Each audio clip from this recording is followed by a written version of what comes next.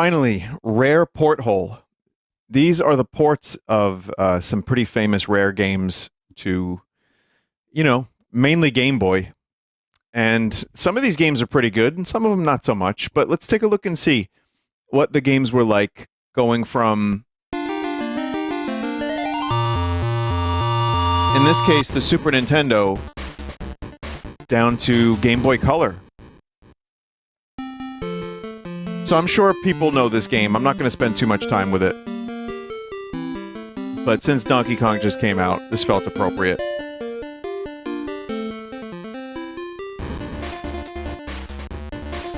I'm not sure if all of these were developed in-house, but you know what's interesting about this?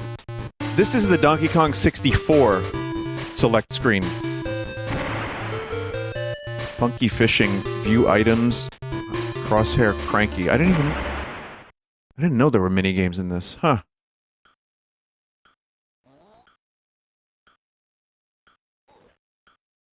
Was that like dialogue, or was it, what was that?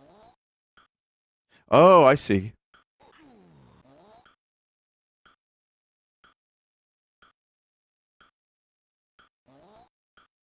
Okay. Okay, so you have that. I got the idea. This is the Japanese version of Donkey Kong Land 3. No, was it? No, sorry, that's different. That's different. I'll show you that in a bit. There's more than just Donkey Kong, I promise, but there is some Donkey Kong as well.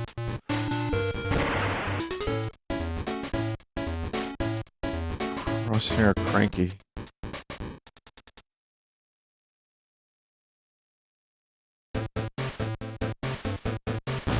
I just killed Diddy. Oh, sorry, Diddy. Oh god, sorry.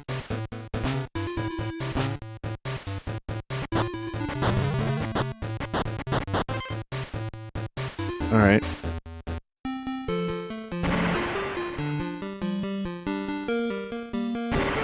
Okay. So I just did a bunch of bootlegs of Donkey Kong. Let's see what an official port is like.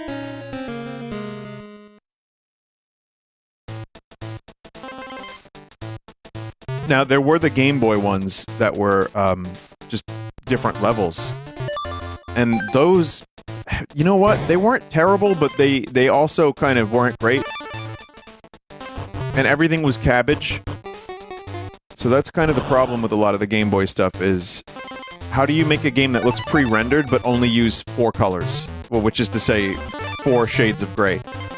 And the answer is, it looks like shit, but it's playable. This is better than any of the bootlegs I've played. Which should kind of go without saying, but... like, for example, Donkey Kong can actually roll, and Diddy's roll has coyote time, so this isn't... it's not too bad. The level seems intact. Bonus room? Yep.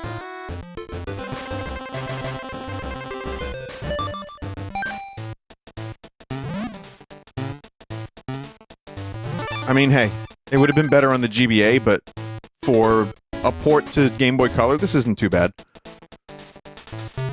I also have some games that were not released properly in this here PortHole, so some of those look kind of interesting, but I'm seeing a lot of chat members say they had this game, and that they didn't think it was too bad. It's not the best, but it's not too bad. It's alright. I kind of just feel like I'm playing Donkey Kong Country. Including that exact thing that just happened, which I've done hundreds of times. That exact thing.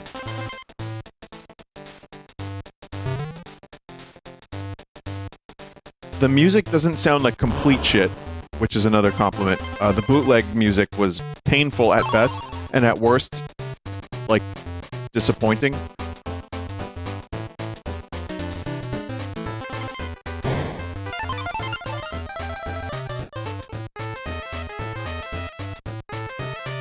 Yeah, this is alright.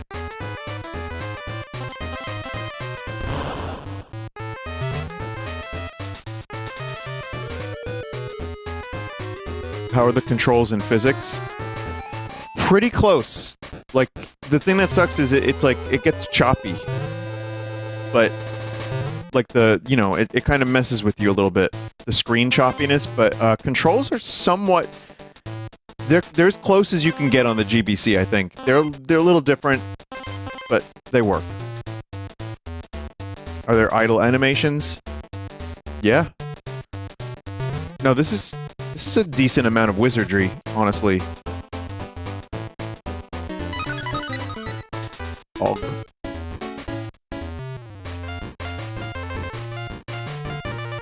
Not bad. Conker. Conker's Pocket Tales. So, Conker was this wholesome little character at first. And then they decided to make Conker into a foul-mouthed delinquent. But in 1999, this one came out. It's the first game in the Conker series.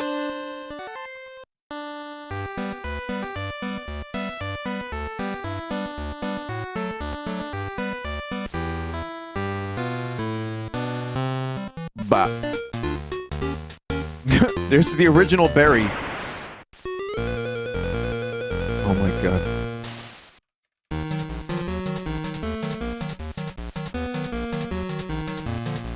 Just in case you don't know, Barry is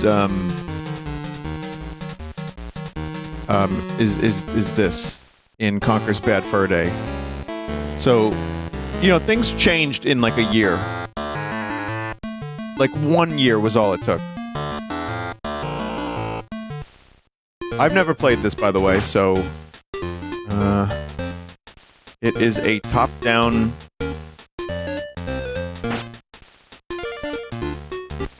platformer? Like, how's this gonna work?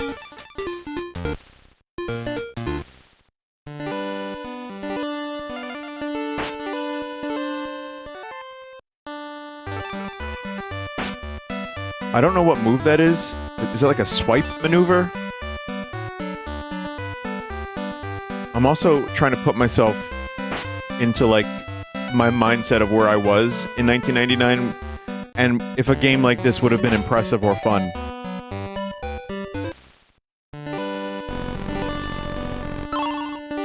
One of the stolen presents.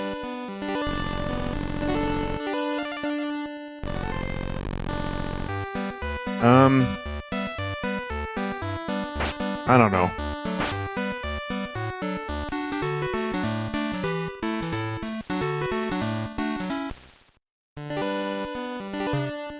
You're saying Bad Fur Day was the gritty 3D reimagining.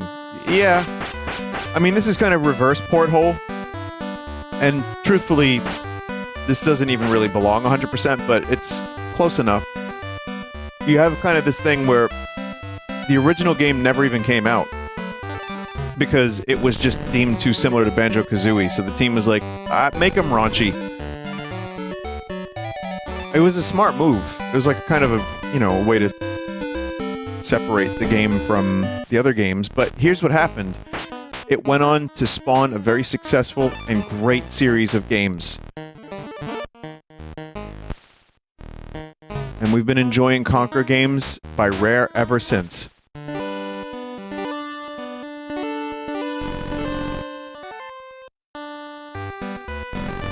The dirt digging mechanic is a little bit, I don't know, unfun. Not unfun, you just don't know where you're gonna go. What is my attack? Oh, the attack is awful. The attack, you can't move, and he has to wind up before he actually attacks. That's a baffling decision. You need the slingshot. Oh, is that what's going on? You eventually get a slingshot. So, chat members that had this game growing up, what'd you think of it?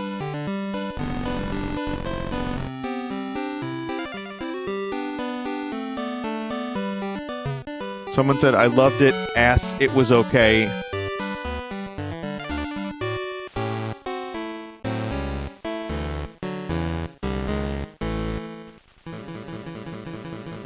Eh. Rest in peace. Okay, now this is Donkey Kong GB. Japanese version of Donkey Kong Land 3. The game was originally released in North America and Europe in '97. However, it took 3 years to finally get released in Japan. This is a GBC exclusive version, only released in Japan. The original does have a special palette played on Super Game Boy, but it's not as colorful as this version. So I didn't even know this existed.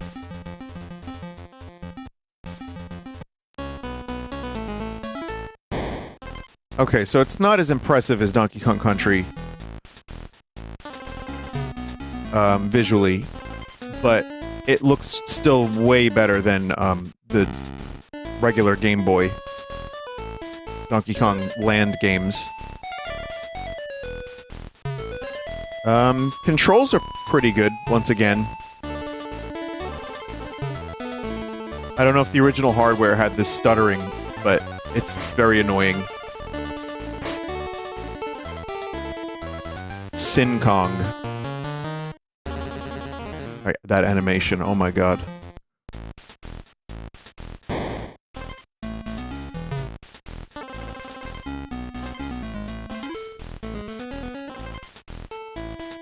Again, a very competent port. I mean, Conker is tougher because this is, you know, Donkey Kong Country's a 2D side-scroller, and these are a little bit more accurate. Conker was a 3D collectathon, and the original version didn't even come out. But comparing that previous game, Conker, to the Conker that we got on the N64, it sucks. Yeah.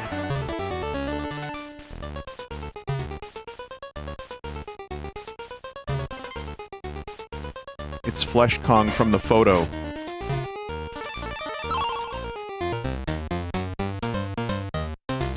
This is a very, very respectable port, and, you know, obviously the freedom on the world map in DKC3 was one of the features that set it apart. This doesn't seem to have that. But just in terms of a gameplay kind of standpoint, yeah, it's good. It's very playable, it feels like Donkey Kong Country. Visually, you know, while you're looking at it, kind of looks like I'm inside of a body.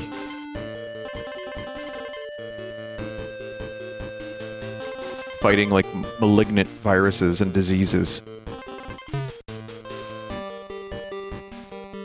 So that's good.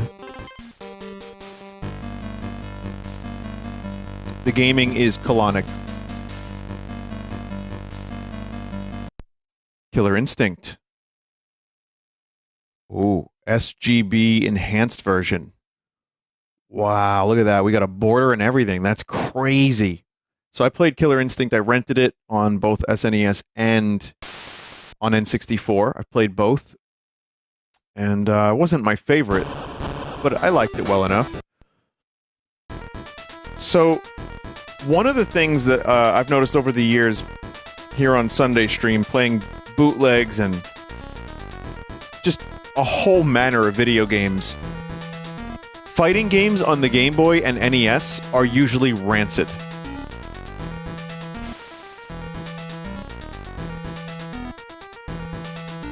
That is the thing I've noticed. Will this be less rancid? Oh man.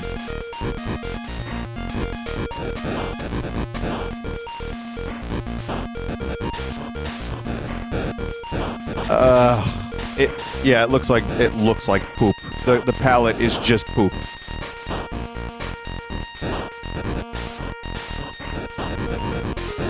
Anyone born like 20 years ago, just count yourselves. You know what? No, you're not lucky. We had it good then, back in the 90s. We had games, we had Conker, we had Zelda. We had development cycles of 1 to 2 years that would produce classics like Majora's Mask. But no, the game sucks. For what it's worth, even though I'm kind of just button mashing, this is one of the better, if not the best fighter I've played on Game Boy or NES. For what it's worth.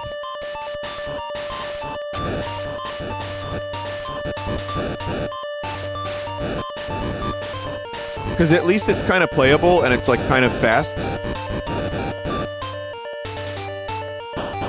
But man, Nintendo rode that Game Boy for so many years. It went well beyond its capabilities.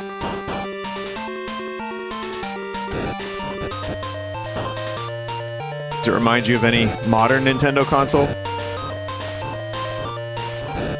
I'm sure there's better fighting games on the NES and Game Boy that I'm unaware of, but of the ones I'm aware of, this is the best one. And I really don't want to spend very much time playing it.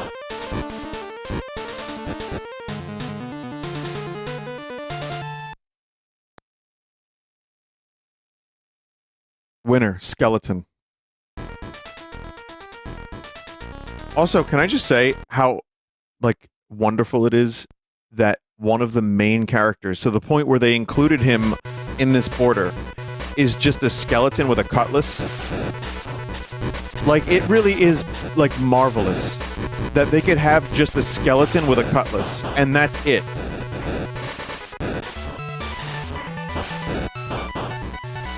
He's awesome. He's fucking cool as fuck. And he's like, not fancy skeleton. He's just skeleton. It's appreciated. You know, Chum, you remind me a lot of myself, without skin.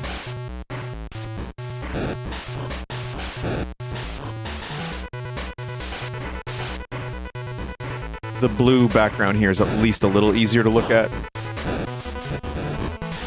I'm sure there's plenty of moves that I'm not aware of that would help me, but...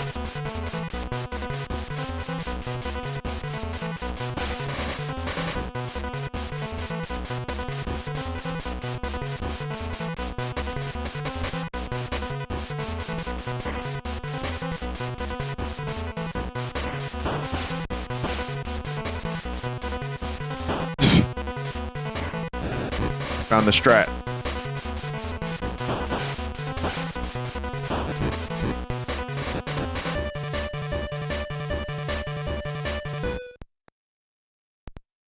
Mickey Speedway USA. So Rare put out a kart racing game called Mickey Speedway, which was kind of a sequel to Diddy Kong Racing, kinda. It was like, it fell under the radar. I didn't have it. I only played it years later. Like, a little bit. It says here, using the transfer pack, connecting to the N64 version is the only way to unlock Huey.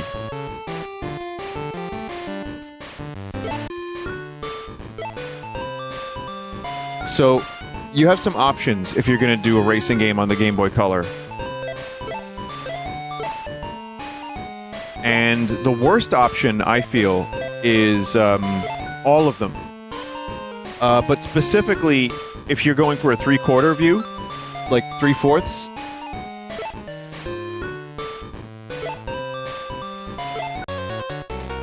I don't know what this is going to be. You could also fake 3D. Toy Story did that, and it was interesting, even if it was very fake. You could also do, like, the NES-style racing games.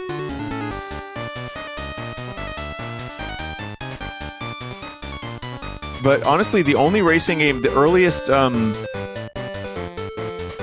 Toy Story used FMVs. It did, yeah. It was kind of cool, actually. It was like technically impressive.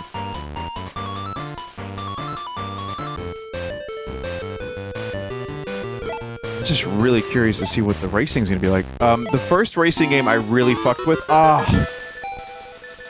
No, it is Rare. They made RC Pro-Am. Was Mario Kart on the SNES. That was the first racing game that I really got into. Because it would have been F-Zero if I had that earlier, but I didn't.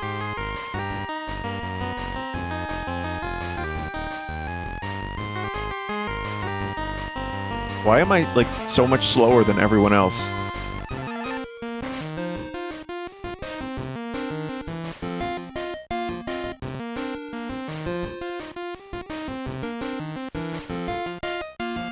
I think, yeah, there's items. So it's got... I don't know how to use them. It's the break.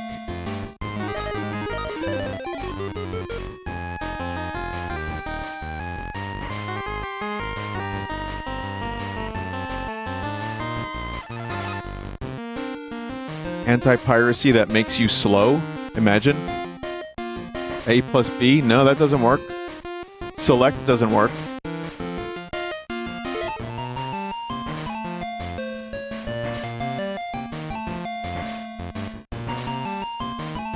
Up. It's up. It's fucking, it's up.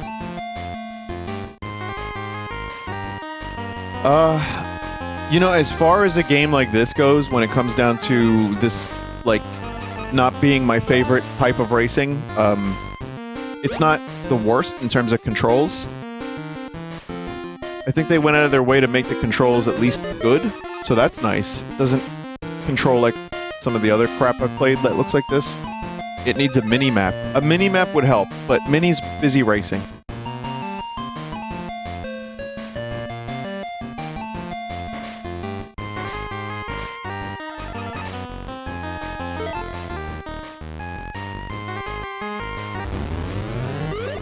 Oh, that's a mushroom.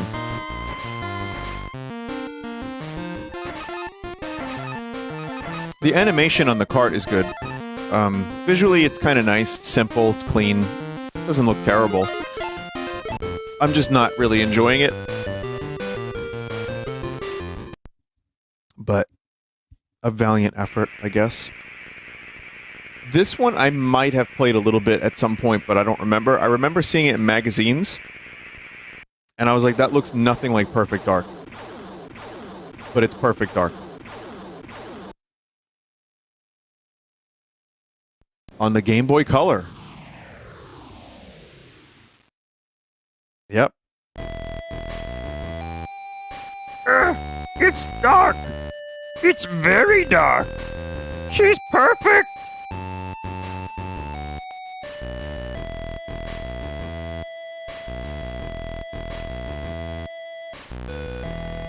Okay.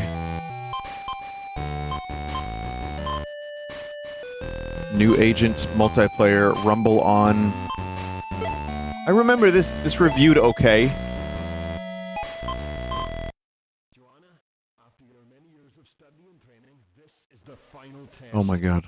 Beyond this door is the Carrington Institute. Her face. It simulates urban combat conditions. Using non-lethal ammunition, you must complete the tasks ahead of you.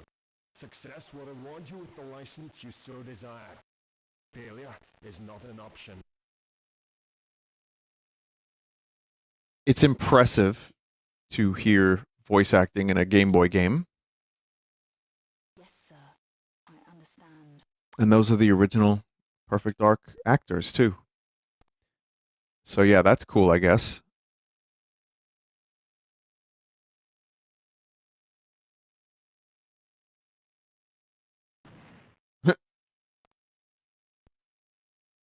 You didn't hear any voices? There were voices. Someone said Snake. So Metal Gear on the Game Boy Color was actually very good. Oh my god. But the sprites were way smaller than this.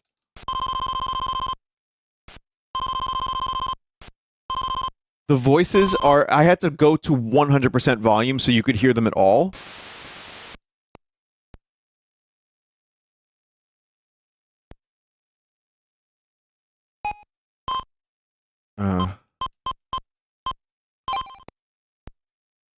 And you still couldn't hear it, but yet every other sound effect is really, really loud. So they didn't... I don't know if that was like that on hardware, but... Okay. Just...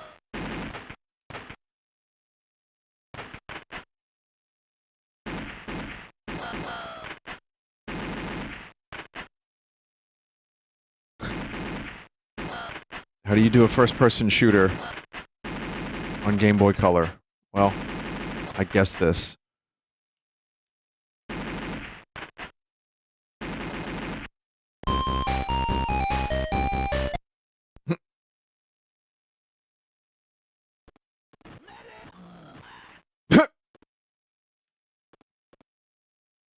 Yeah, the sound mixing is like fucked up. Which may be an emulation issue, I'm not sure.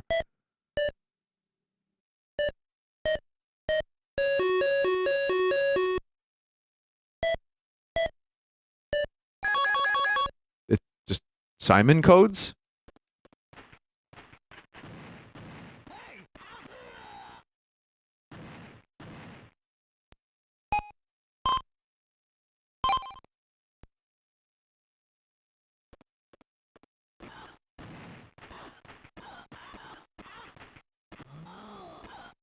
My favorite kind of gameplay. There's no way the mixing was this bad on the Game Boy. There's no way they would release this like this.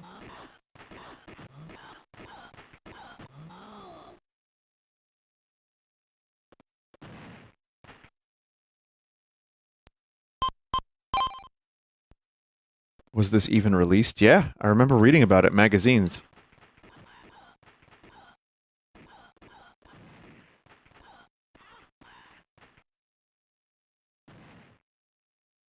Am I out of ammo completely?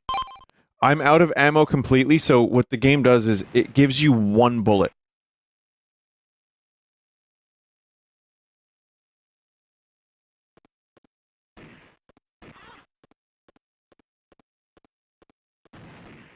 I think I'm supposed to be stealthy.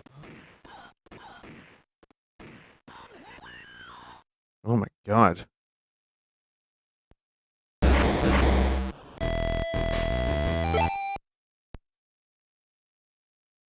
Are you playing a beta version? Doesn't seem like it.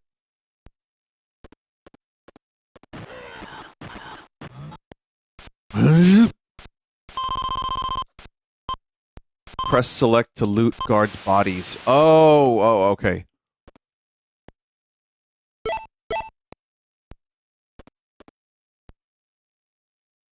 Alright, we'll try one more time.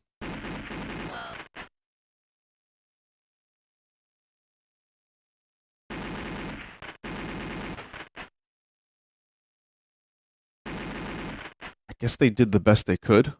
Tried to make this like a big tentpole thing. Because like after GoldenEye, they went all out with Perfect Dark. And it felt like forever waiting for that game. Like I remember it got delayed. I was like, wait a minute. Why is this game taking so long? I need it. And now you have to wait 8 years for your favorite game to come out. Like not even an exaggeration.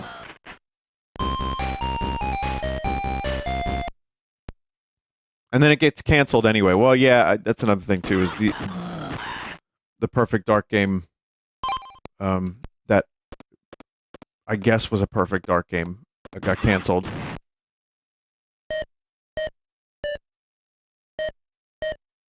I say I guess it was a Perfect Dark game because I rewatched some of the footage after it got canceled, which sucks that that happened.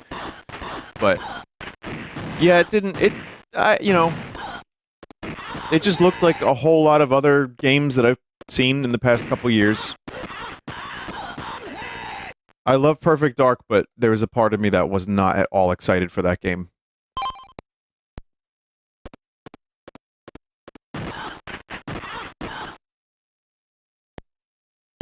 Health.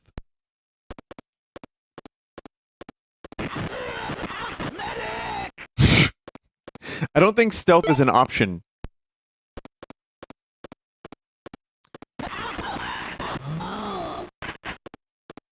Cancel everything, fire everyone. That's the Microsoft motto. Buy everything, cancel everything, fire everyone. Like, what's the point of these segments? I wonder if there's going to be, like, shooting in the actual game.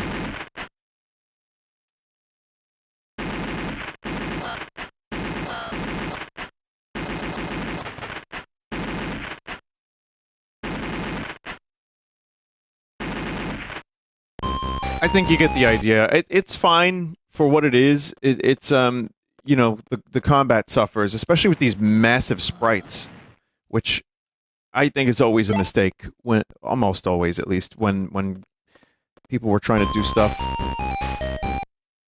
to make it better graphics, it almost never works out as good as people want. Like, I think again, referencing Metal Gear on the Game Boy. Snake was small, and enemies were small, and it actually felt as close as you could get to Metal Gear Solid. It worked out way better than expected, but I don't know, this feels not as good.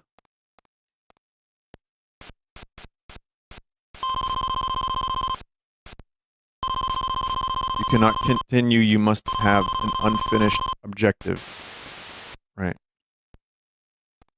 it worked fine because Metal Gear started on 8-bit consoles. That's true. That's true. I think taking that, and then also Metal Gear Solid on the PlayStation still had that style of gameplay.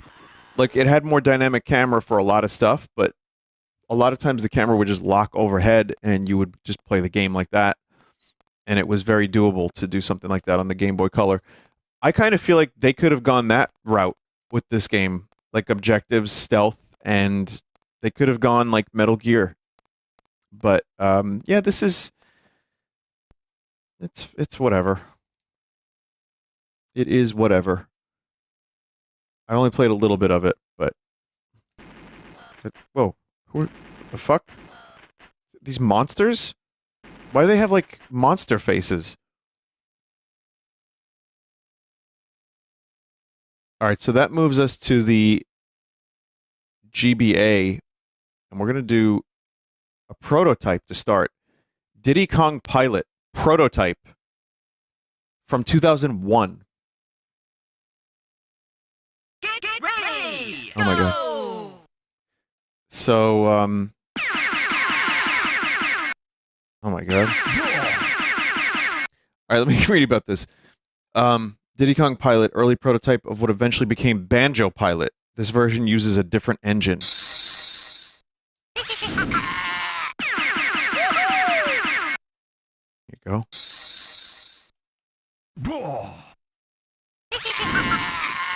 Lap 2!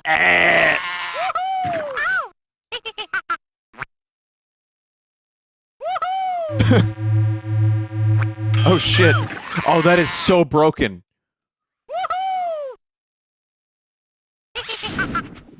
Final lap! That's like Bullet Bill, but it just takes you to first place.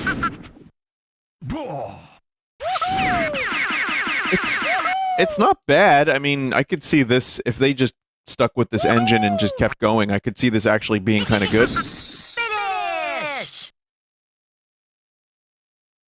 It's a very respectable beta for something like this.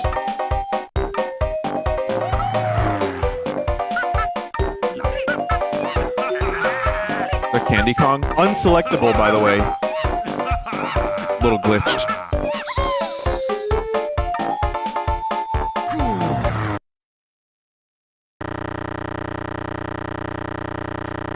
A little glitched.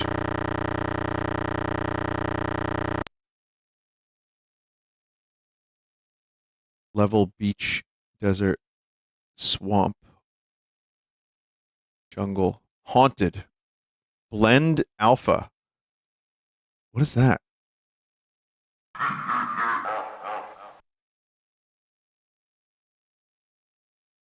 No, I've never played Banjo Pilot, or I didn't own it. At least I might have played it, like I might have emulated it years later. But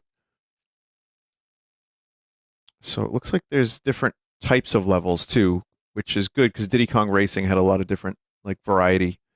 But I think you just have to kill ghosts in this one. Are those oh, those are ghosts. Yeah, I knew that.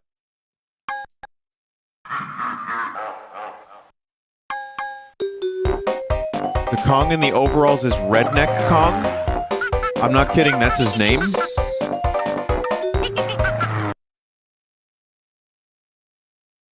Oh, you can't even play as anyone other than Diddy. Alright, so 2 years later almost, another prototype. I don't even know where these prototypes came from, but way more similar to the final game. This build is dated February 19, 2003. Approximately 5 months prior to Microsoft trademarking Banjo Pilot in July. So this is what we could have had. And again, I don't know if Banjo Pilot's any good, but we got it here. We could check it out. And again, this is a different engine. Huh. There's only 4 characters here. Good shots.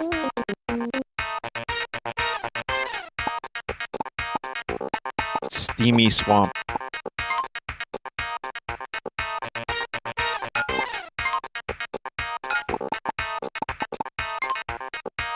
Boss? You are racing for the pride of Team Kong. Don't let us down. I did not suffer those interminable amounts of monotonous gameplay for you to blow it all now.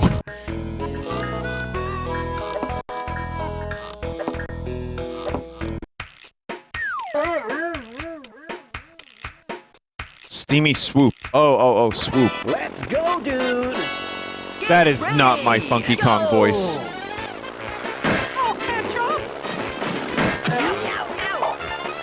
Yo, dude. Oh, you can just shoot at any time? Seems a little OP.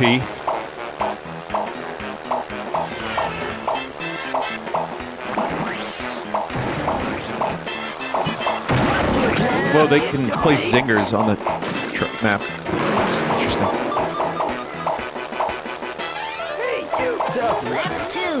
Did he say P. Yusa?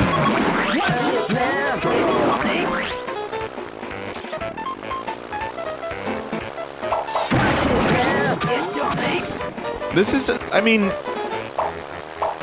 yeah, I can tell the engine's different. I don't know, I kind of think maybe the first engine felt a little better. Not in terms of polish, but just the overall, like, direction of it. I don't know, it's hard to explain. Also, very loud game. That was, I had that volume down to 20%.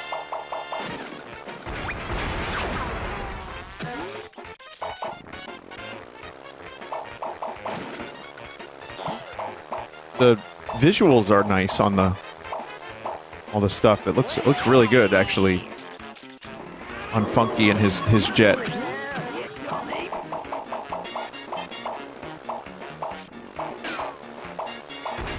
Okay, being able to shoot does not guarantee that you are broken. Like, it just means that you can kind of shoot a little bit and distract if you're lucky. But it's not like a broken ability. Or so it seems. Plane Pursuit. Let's go, dude! Get ready! Go! This isn't the same Funky Kong that does, like, sexy ASMR, right?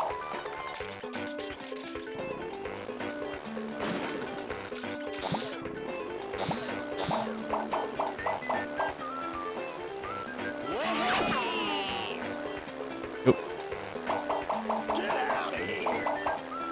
Is that K-Rool?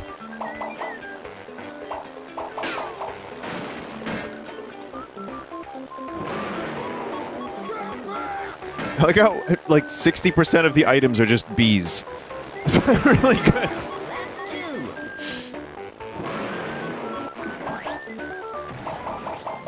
But, I mean, you know, it's cool to do something like this and like, focus on the air, because you already have Mario Kart Super Circuit. And Mario... Oh, God damn it. Mario Kart has the market cornered on kart. So doing something with planes... That was, to me, one of the best parts of Diddy Kong Racing, was that you could fly up like a little plane. That was cool. That game's awesome. Honestly, Diddy Kong Racing, I think, is better than Mario Kart 64. It's like kind of blasphemous, but I think it's true. And the fact that it was like pretty well balanced as far as I remember. It's kind of surprising that you could have one person in a cart, one person in a plane, and one person in a hovercraft.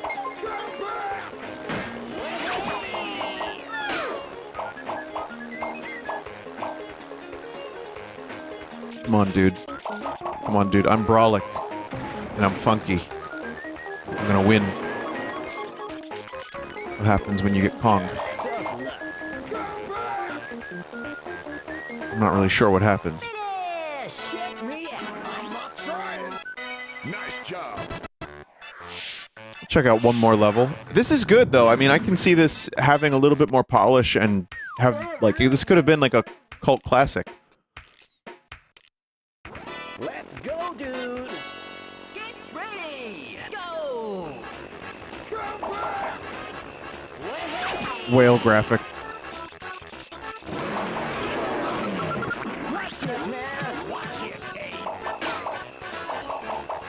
This isn't Diddy Kong Racing music, is it? No, it's not. Just sounds like it.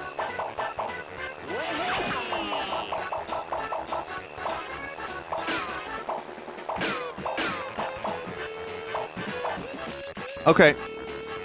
So then, Banjo Pilot. The final product is a weird mix of a Banjo-Kazooie skin slapped on a Donkey Kong racer, with little changes to the soundtrack. It ended up being both the worst-selling Banjo-Kazooie game, only selling 100,000 copies worldwide, and the last original Banjo-Kazooie game in a Nintendo console. Crazy. Also, thank you to Vittorio582 for making this pack. I really appreciate it. Did a good job.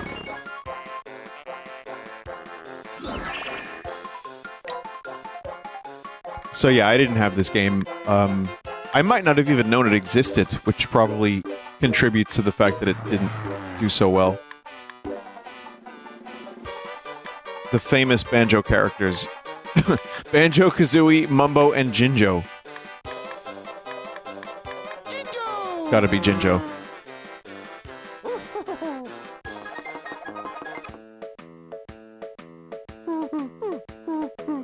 Oh god, it's cranky, but it's just bottles.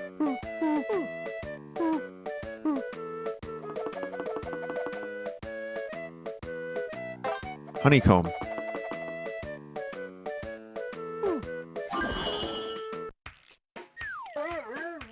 Spiral Mountain.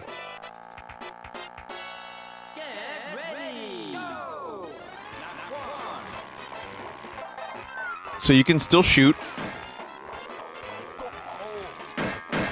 Wait a minute. Is that the Donkey... Hang on, I'm gonna make this a little louder. Is that the Donkey Kong music?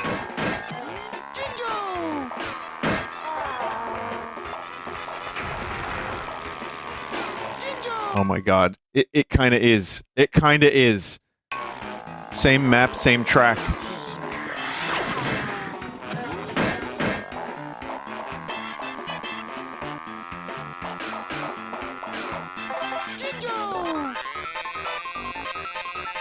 Where's the mountain?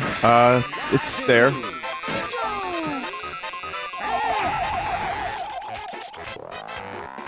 What's interesting about this is even though you can fly, you still can't fly over, like, patches of grass. It doesn't make any sense whatsoever. But I understand it from a balancing perspective. No, like, if you drive over the grass, if you fly over the grass, you slow down. It just sounded like Donkey Kong doing his, like, pelvic thrust in DK64. It was like, ugh. Grass causes turbulence. Well, clearly. But yeah, I mean, otherwise this is really similar to what I just played. More polished. Very, very respectable. And a decent racer for the GBA.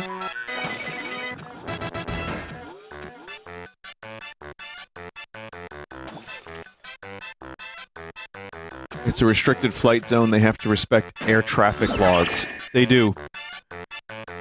Klungo is playable. Klungo doesn't feel like a real character name. It feels like a Glepshido of the Donkey Kong or Banjo universe. It's the same fucking level, yeah. Wow. Well, I mean, may as well use the work that was done, right?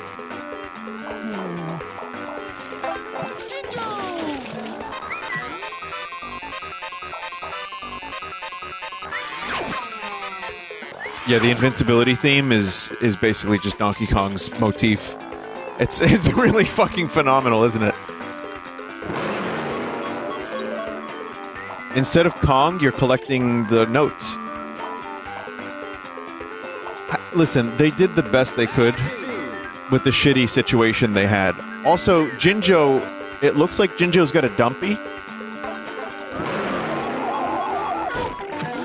Nope.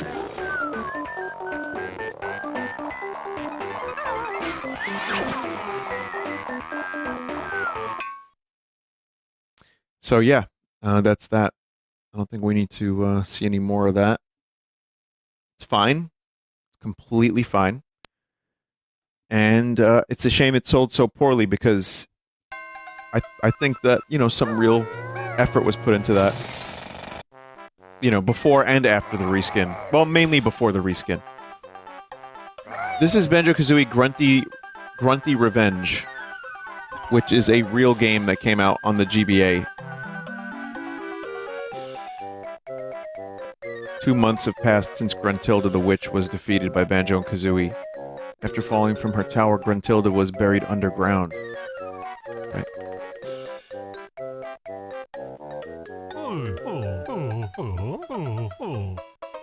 I like how the music is like kind of low quality, but the banjo noises are very high quality.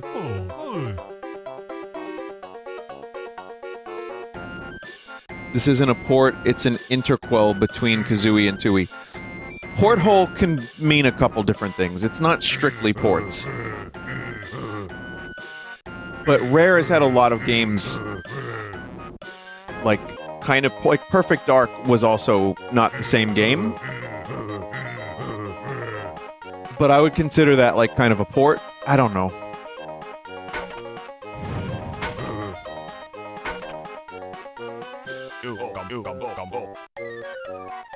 I had this one, it wasn't terrible, but it was disappointing. Yeah, I've heard this wasn't that amazing.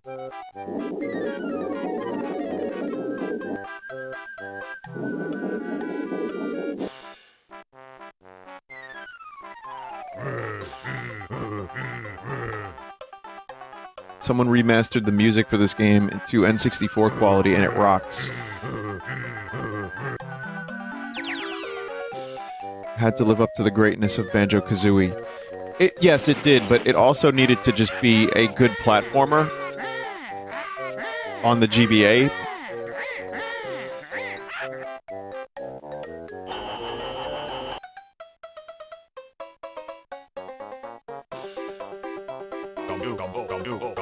But it's like kind of the GBA was so limited in its 3D capabilities, and it did have some. Weirdly, Tony Hawk did a really good job at that, and it was a launch title. It actually had like some 3D levels, or was it 3D Tony Hawk? I think only Tony Hawk was 3D.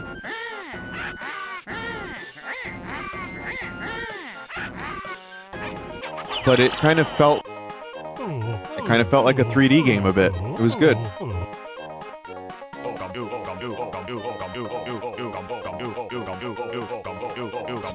Hell of a start for this. And then obviously Conker did this type of thing, where it was like a top-down view.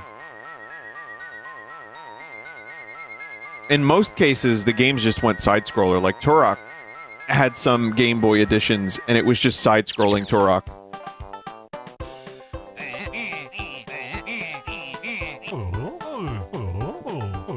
Who's this mole?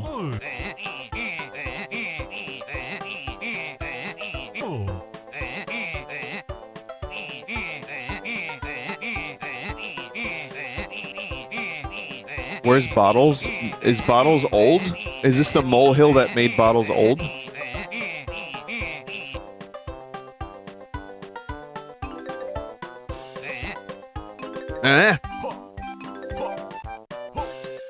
Oh boy. So that's how the game is.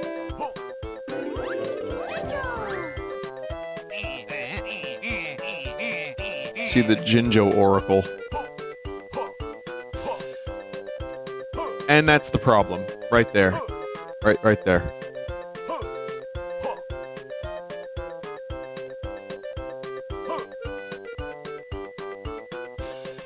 Oh god. Oh my god. Oof.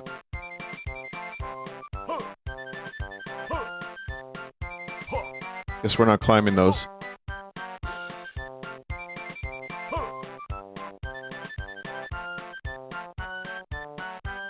I don't have any attacks yet, or anything like that.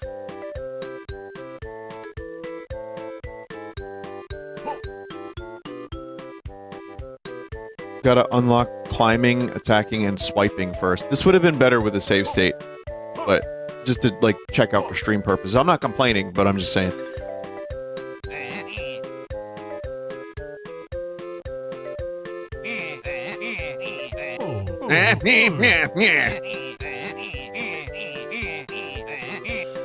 Pack whack.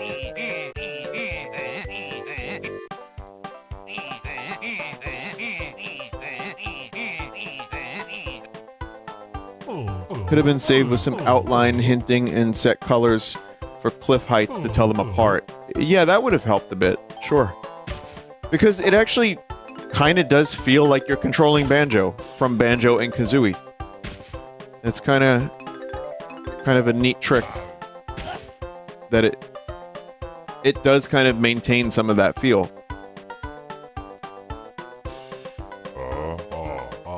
20+ year hindsight. Yeah, seriously.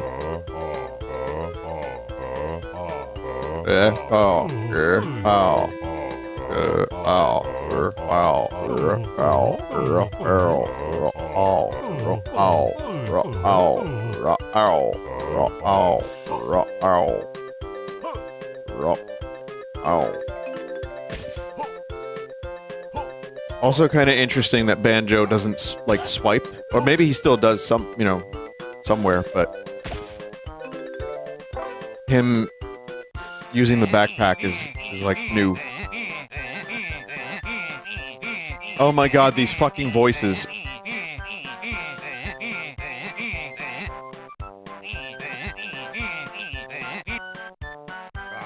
This was an attack in Tui. I don't remember a lot of Tui.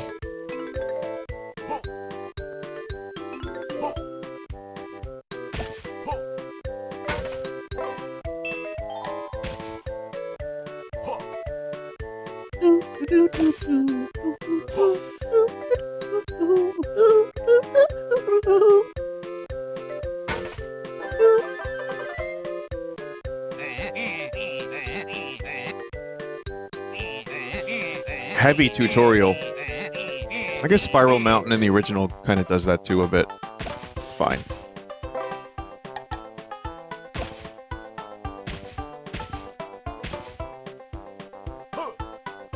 Well, we didn't even unlock Kazooie or any move other than this, but I'm gonna move on to the next game because I want to do the other segment. But I will say, in the limited amount of time I played this, it's totally... It's very, It's Mr. Pants. It's Mr. Pants. It's very Mr. Pants. Hello, everybody.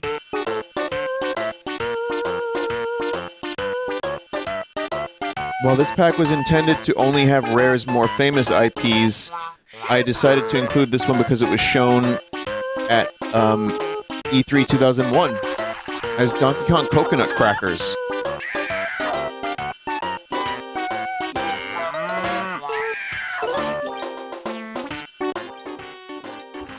Said to be released in December 2001, it was likely postponed ahead of time due to the forthcoming acquisition from Microsoft in 2002.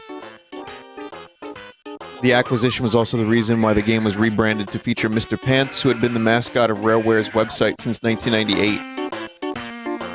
Hello, everybody. Pants away. So fucking British.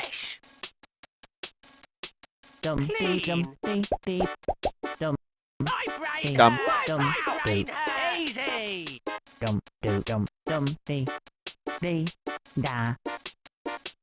Still sounds like Kirkhope. Oh my god. Level 1. Easy.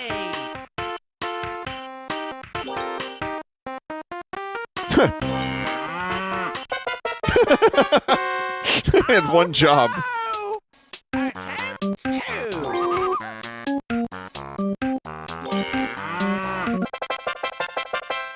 Great. Wow. Oh, level 2. Easy.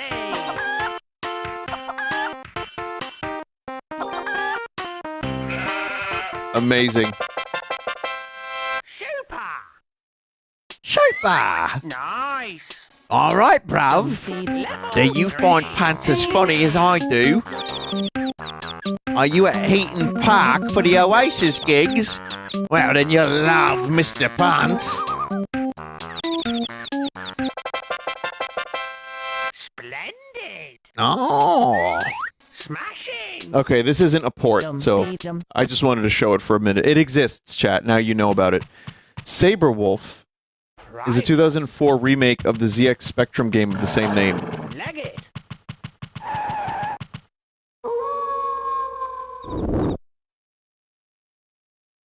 Does Sabrewulf also have the same voice as Mr. Pant?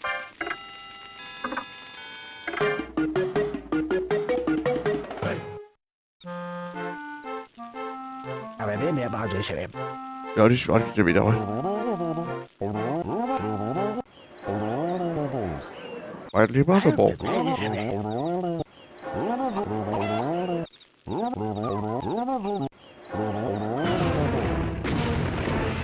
This guy made a cameo in Banjo-Tooie. I feel like I know that, but I had forgotten that info. It's somewhere, like, it's a brain cell somewhere, like, near the back left of my brain.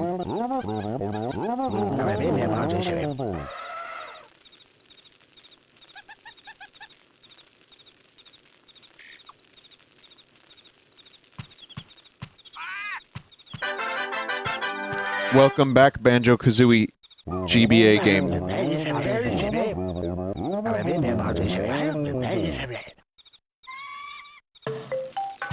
Oh.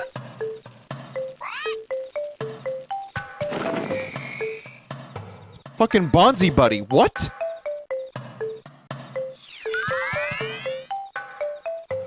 Dude, that was Bonzi Buddy.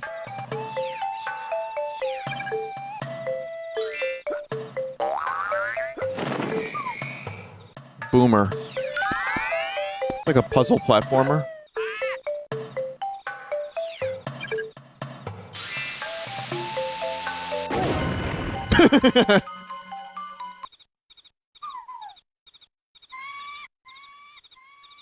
Alright. Now the moment none of you have been waiting for. Diddy Kong Racing DS. A game I was going to buy, and then I read it was kind of ass.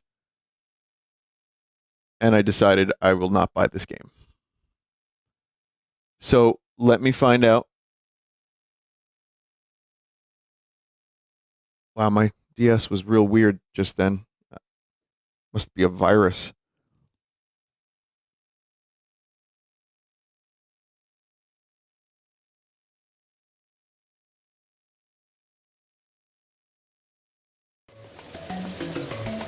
Alright, so yes, Diddy Kong Racing, as I said, was probably, I think it was the best N64 racing game. I still love this game. I streamed it a couple of years ago. It's still fantastic. But what is the DS game? And why wasn't it so good?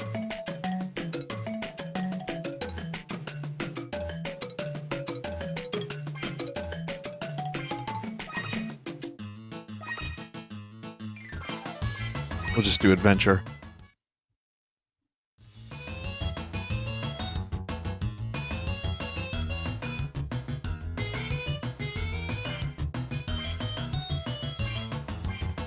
So, Tiny Kong being in the game, that wasn't originally a character. Same for Dixie. Hmm.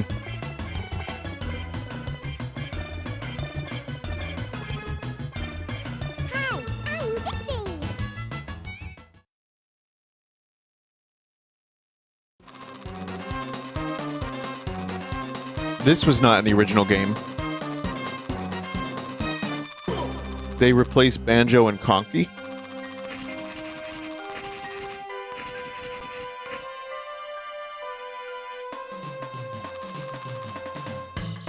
Huh. DK's empty treehouse.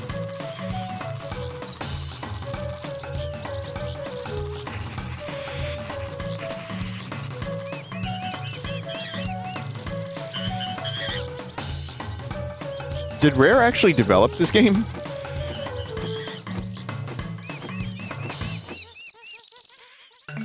This is where they redesigned Tiny and gave her boobs for some reason? It's weird. Why would they do that?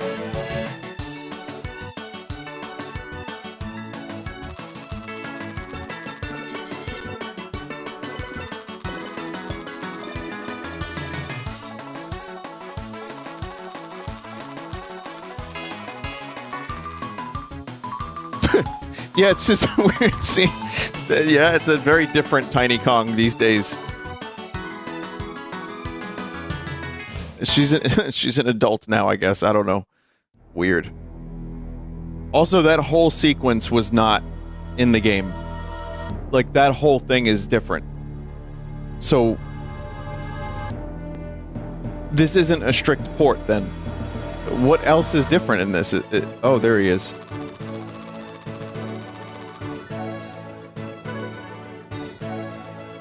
There's a ton different. Some battle maps were replaced with touchscreen gimmick games. Oh, wonderful. My favorite.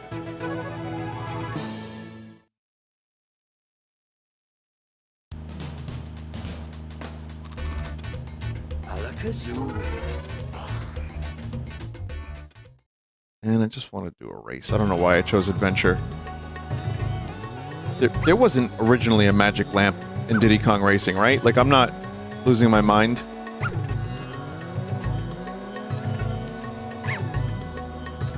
Touchscreen gimmick. Oh, for fuck's sake. Silver coin missions are a huge change. Cart upgrades. You can become a racing god and it gets too easy.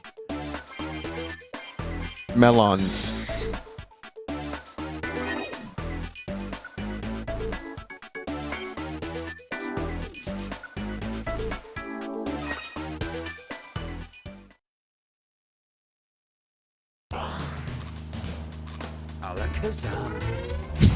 Wait, that's not the same. That's not the same voice. Fucking cowards.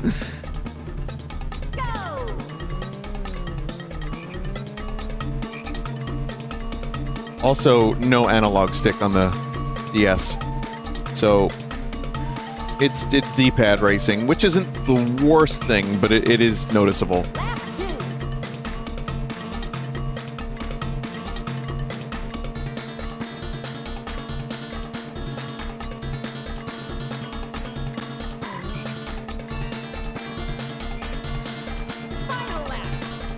Looks clean though. It looks nice visually, sure.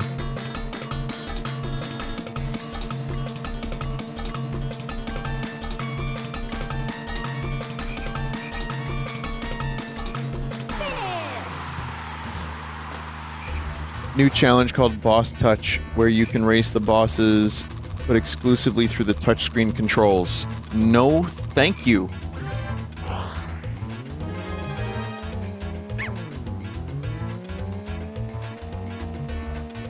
This had online too. So, it's... okay. It doesn't control poorly. It looks good. My question is, what made this game kind of mediocre? Was there anything aside from the gimmicks that made it, like, not so good?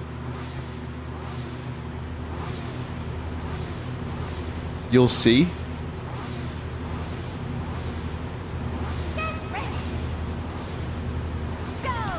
What was that? Wait, what was that? There was another touchscreen gimmick to start the race?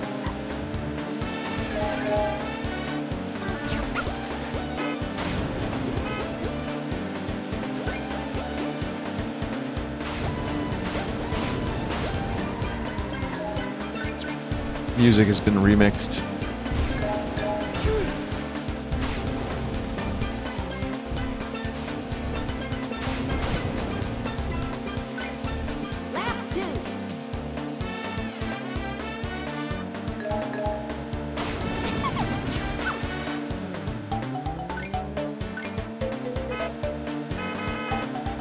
It's still pretty alright.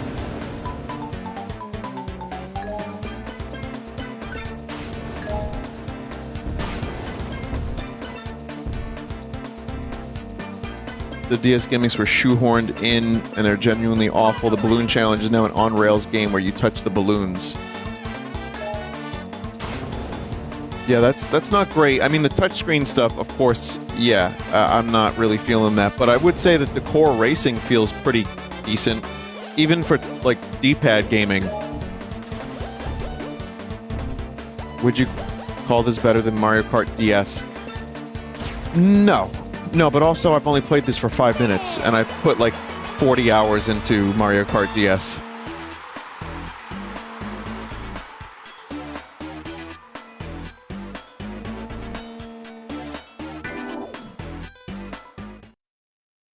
Melons.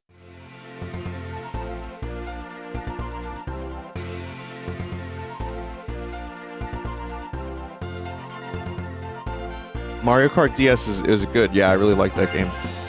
Mario Kart DS still has something that I really like that no other Mario Kart game has done, even up until Worlds, which still hasn't done it. Which is the challenge mode with all the weird little missions. I mean, Mario Kart World kind of gets close in a few ways, but the mission mode was really good because you could fight bosses. There were like weird giant Goombas and shit. It was cool. Missions were genuinely really good.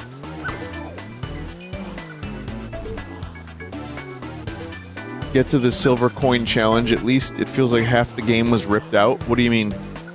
Where's the silver coin challenge?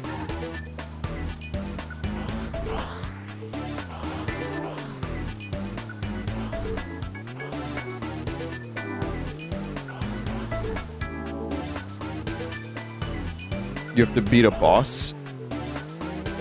That's not gonna happen. Fossil Canyon.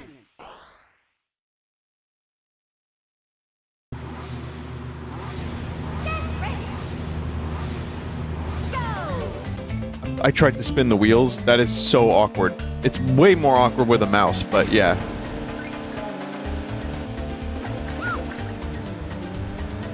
It's a shame, too, because visually it looks really good, and having, like, Dixie Kong in the game is nice.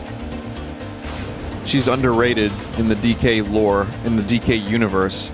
And she was ignored for many years, too. So I'm happy that she, you know, kind of came back for Tropical Freeze and all that, but...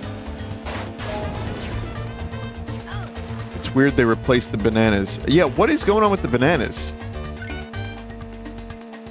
They're, like, rare icons. That's strange. What was so wrong about bananas?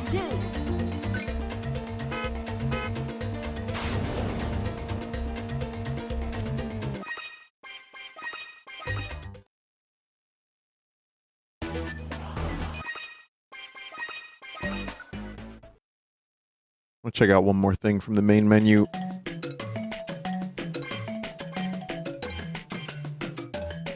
I'm guessing the mini games are locked.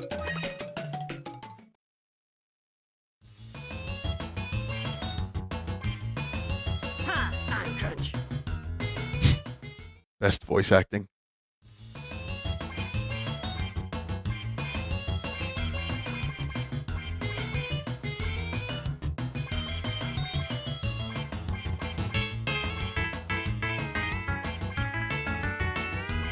Jungle Ball.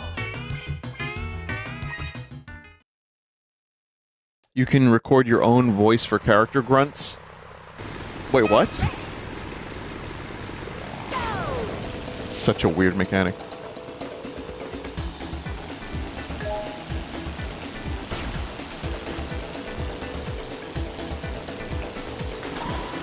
Yeah, again, it's a shame. Why is there a picture of Diddy on the wall there? That's weird.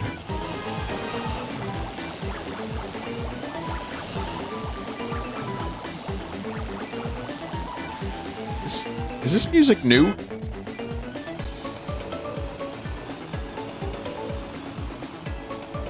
This is a new song.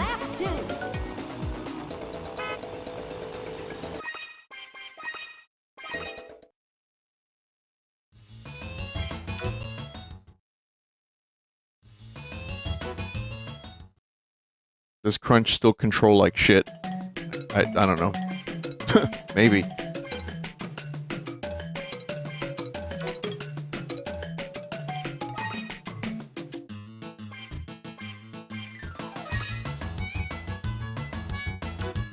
I'm assuming you have to unlock the part of the thing where you get to record it.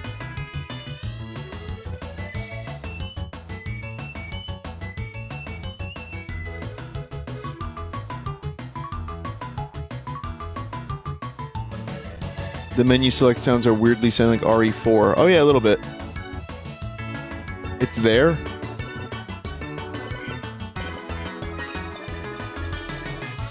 I wish I remembered where. I'm sure it takes the silver coins on the map.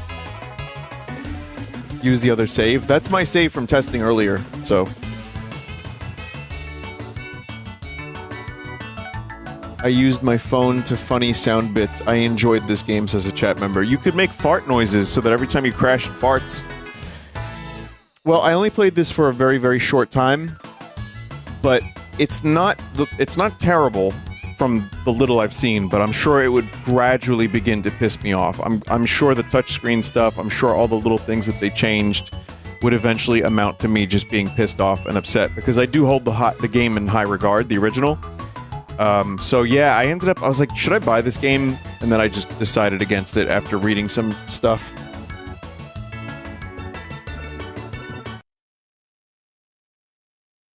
This is what they replaced Silver Coin Challenge with. Alright, let's find out.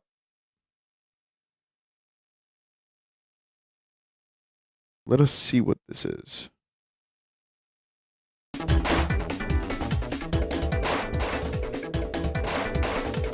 Wait, what am I looking at? You're on a carpet and you just touch the balloons.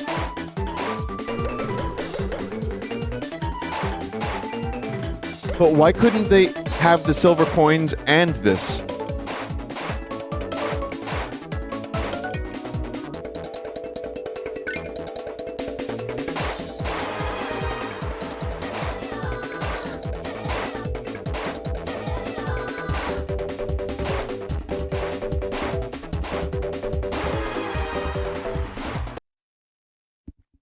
Must utilize gimmick. All right, well, some of these reports, some weren't, but overall, I'm going to say that Rare had, I don't know, a couple hits in terms of Game Boy and DS games not being terrible. Like, I don't know, I guess the Banjo game was a little bit better than mediocre from the little I played of it, and Diddy Kong, disappointing but still there. But the thing I thought was kind of most interesting tonight was actually Mr. Pants. No. I think just the Donkey Kong Country games were the most successful. Those are the ones that ended up feeling the best. So, I mean, and it's also, again, side scrollers versus games where you actually have to take a 3D game and try to translate that into a fucking handheld. Also, Banjo Pilot was pretty good. So that is the Rare PortHole. There might be more. There might be some other stuff I missed, but that's what we got right now. So, yes, thank you for watching. We're going to take a quick break, and then we'll get to some weird Windows 95 shit.